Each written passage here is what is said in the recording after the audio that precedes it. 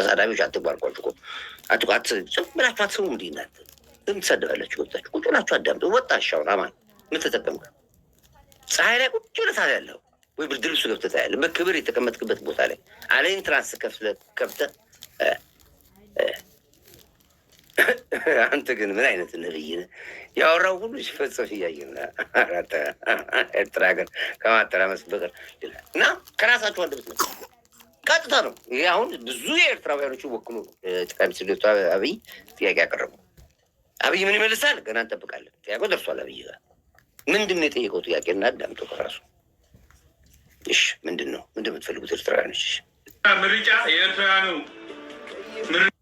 ዶክተር አብይ አህመድ የእኛ የኤርትራ ምርጫ የኤርትራውያኑ ምርጫ እንደ ክልል ሆነን በኢትዮጵያ ፌዴራላዊ ስርዓት መካተት፣ አብረን ከሌሎች ክልሎች አብረን መኖር፣ ይሄ አንድም ምርጫችን ነው።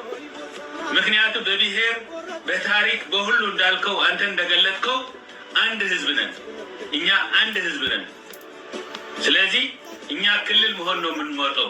የኢትዮጵያ ህዝብ እንደ አንድ እንደ ልጆችን እንደ ኢትዮጵያውያን ቁጠረን እነኑን አውቅልን። የኤርትራውያን ምርጫ ክልል እንድንሆን ነው። በዚህ በፌዴራላዊ ሪፐብሊክ ኢትዮጵያ ክልል ሁነን መቀጠል ነው። ኤርትራ ተገነጠለች ማለት ቀይህ ባህር ኢትዮጵያ ህዝብ ተከለከለ ማለት ነው።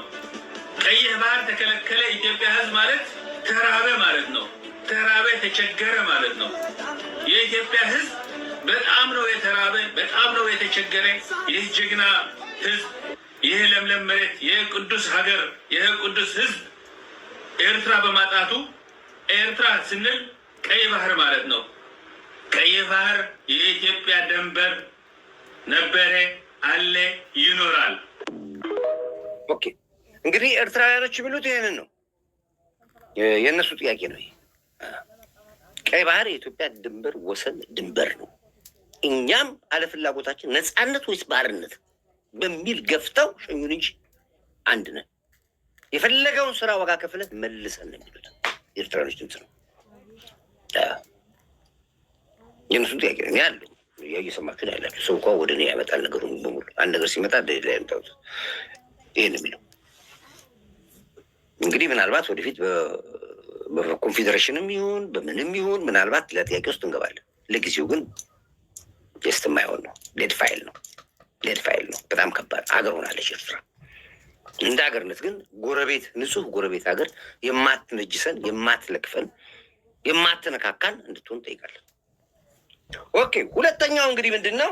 የሻዕቢያ ኃይል እንዳለው የሻዕቢያ ኃይል ተጠናክሮ የሚመጣ ከሆነ አዳም እዚህ ጋር ተጠናክሮ በፋኖ በኩል ሙሉ በሙሉ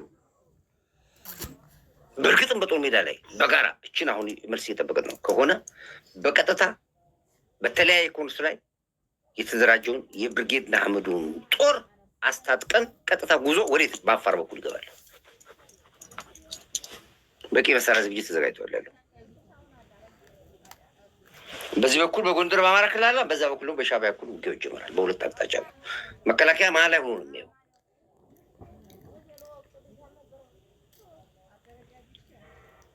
አሁን ወደ ትጥቅ ትግል እንገባ ነው። ያው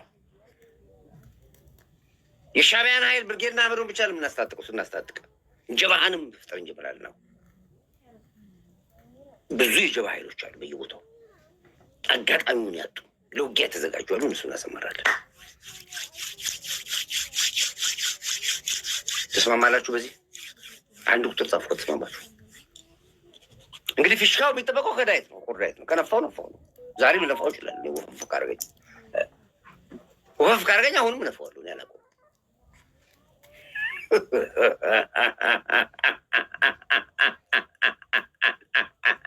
ቀጠማ ፋብሪኩ እንገባለታለን። በደንብ አድርገን እየለበለብ ነው እንገባለን። እየለበለብ ነው እንገባው። ጀምር በሉና አንድ ቁጥር ጻፉ። እዚህ ጋር ንፋው በሉ ፊሽካው። አንድ ፊሽካ ከኔ ይጠበቃለሁ ለመጀመር። ንፋው በሉ ይነፋ። አንድ ቁጥር ጻፉ። ማነው ስማ እና ኤልሳቤት ያዳ ቁጥር አንድ ቁጥሮችን ቁጥር የሚጠብቅሽ እነዚህ ናቸው የሚጠብቅሽ። አንድ ቁጥር ጻፉላት ኤልሳቤት እንጂ ከቦይ እናንተንማ ስማ ጸጉራችሁ ላይ ሰንደል አስይዤ ካላሰበድኳችሁማ እንዴት አድርጉ አለ። የሚዲያው ድሮን በአየር ላይ አለው። በአየር ላይ የአየሩን ጉዳይ ይቆጣጠረዋል። የመሬቱ ነው ወይ የአንድ ቁጥር ጸደቀ ማለት ነው። ፊሽካው ይነፋል፣ እነፈዋለን። ይሄ ነው የህዋት ሚስጥሩ። ያው ትናንት አሳይቻቸው ይደመጥ እንደገና ስቴት የምትሉ ከሆነ እንስማው ካላችሁ ወይዘሮ አልጋነሽ ትናንትና ሙሉ መረጃውን ሰጣችኋለች። ህወሓት ማን እንደሆነ፣ መለስ ማን እንደሆነ፣ ምን እንዳሰቡ፣ እንዴት እንዳቀዱ፣ እንዴት ጦርነት እንደሚፈጠር፣ ህወሓት ከጦርነት እንደማይወጣ ሁሉ ግልጽ አድርጋ እንግዲህ እሷ የህወሓት መስራች ነች። በትግል ውስጥ አብራ ረጅም ጊዜ ያለች ነች። እሷ ያለችው እንዲደገም ካላችሁ ደግምላችኋለሁ። ከዛ ውጭ ግን የፋኖ ማርሸት ምን አለ የሚለው እንገባለን። ጦርነት እንዴት እንደሚጀምር ነው እንግዲህ ማርሸት ምን እንደሚለው እንደ ትንሽ እንስማ። ትንሽ ነው ጠቅጠቅ ማለት ለግንዛቤ ያክል ብቻ ነው። ምንድን ነው ማስረሻ ያለው? ድርድር እያደረገ ነው የሚል እንዲሁ ፋኖ ማርሸት እዚህ ላይ ገልጸህ እንድትሄድ የምፈልገው ነገር እና በአቶ እስክንድር ነጋ የሚመራው ድርጅት ድርድር እያደረገ ነው የሚል መግለጫዎች ከወጡ በኋላ በእናንተ በኩል በአምስቱም የፋኖ አደረጃጀት መዋቅሮች ህዝባዊ ድርጅቱን ኮንናችሁ የጋራ መግለጫ ወጥታችሁ አይቼዋለሁ እና እናንተ ድርድር ትጠላላችሁ? ድርድር አንጠላ፣ ግን አሁን የኛ ድርጅት ድርድር የማድረግ ማንዴት አለው ወይ? የአማራ ፋኖ በጎጃም ወይም አምስቱ ጥምር መግለጫ ያወጣ ነው። የአማራ ፋኖ በጎጃም፣ የአማራ ፋኖ አንድነት በጎንደር፣ የአማራ ፋኖ በወሎ፣ የአማራ ፋኖ በሸዋና የአማራ ፋኖ ቢዛሞ እዞች አምስቱ ድርጅቶች የመደራደር አሁናዊ ማንዴት አላቸው ወይ? ስቴጁስ እዚያ ላይ ነው? ትግሉ ስቴጁ እዚያ ላይ ነው ወይ? ጊዜውስ አሁን ነው ወይ የሚለው ማብራሪያ መስጠት አለበት፣ ማብራሪያ ማግኘት አለበት። ድርድር በየትኛውም ዓለም አቀፍ ኮሚዩኒቲ፣ በየትኛውም ዓለም አቀፍ ኢንስቲትዩሽን ውስጥ የሚደገፍ አንደኛው የፖለቲካ ፍላጎትን ማስፈጸሚያ መንገድ ነው። አንደኛው ተፋላሚ ኃይሎችን ወደ ሰላም እንግዲህ አማራ እንደነዚህ አይነት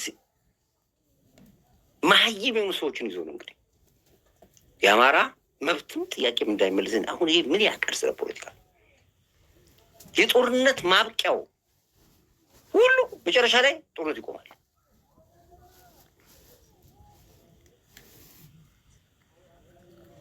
ያው ዲቪ አሁን ልብ ወለድ ጽፎ ለመለስ ያቀበሉት ኤርትራውያን ናቸው። መቼ ለቀቁ? ከወያኔ ጋር ጽፍ። ተስፋዬ ገብረአብ። እንዲያውም እኮ መጽሐፉን ሁሉ ኢዲት ያደረገው ኢሳያስ አፈወርቂ የተባለ ውሸቱን አያለው።